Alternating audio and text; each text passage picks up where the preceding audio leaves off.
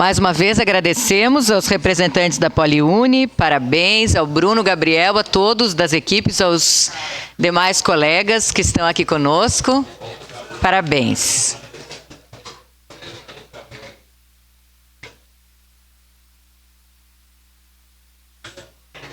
Passemos agora à ordem do dia.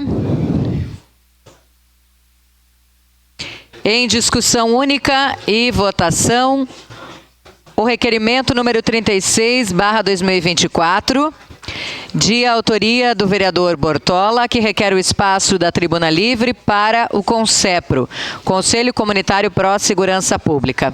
Com a palavra o autor para a leitura do requerimento.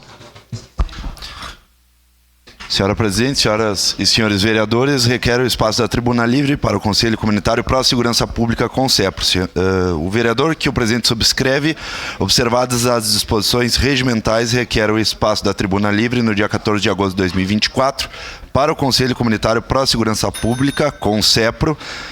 Na oportunidade, Fabiano André Vergani apresentará projeto de monitoramento por câmeras para a cidade de Caxias do Sul. Caxias do Sul, 9 de julho de 2024, 149 anos da colonização e 134 anos da emancipação política.